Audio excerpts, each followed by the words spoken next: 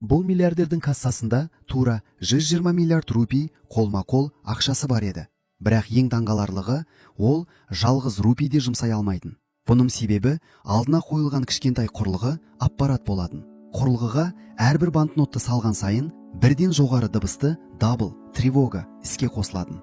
Мәселе мынада, бұл миллиардер Үндістандағы ең ірі жалған ақша жасаушы фальшивомонетчик еді. Ол күн сайын шамамен 1 тонна жалған банкнот шығаратын. Алайда жаңа құрылғының пайда болуымен ол өндірген 60 тонна жалған ақша бір сәтте түкке тұрғысыз қағаз қиындыларына айналды.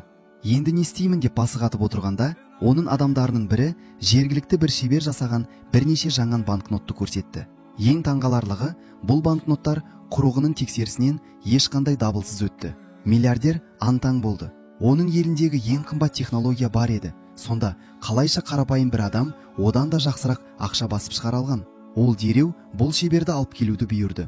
Бұл адамның есімі Санни болатын.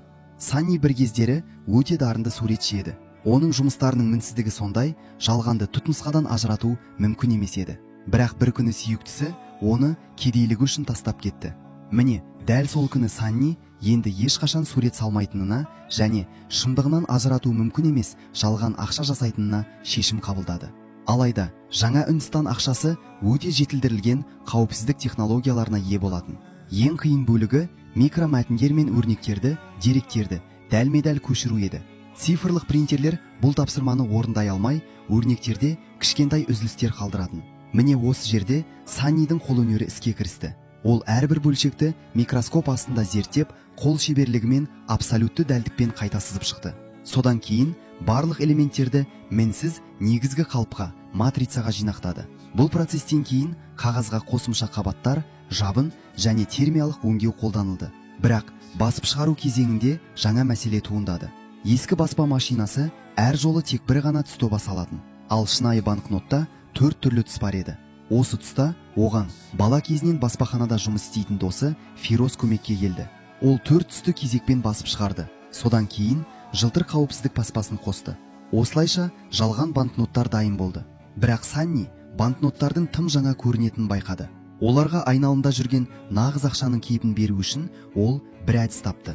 Барлық банкноттарды шай толтырылған ыдысқа салып қойды. Кепкеннен кейін олар дәл ескі нағыз банкноттар сияқты көріне бастады. Оларды тексеру үшін олар ішімдік дүкеніне барды. Сатушы банкнотты алып екі бүктеді де оның жалған екенін бірден түсінді. Олар әрең қашып құтылды. Үйіне оралғанда Санни соншама үлкен еңбекпен жасалған банкноттардың неліктен соншалықты оңай әшкереленгенін ойлай бастады. Ол тәжірибе жасап көрді.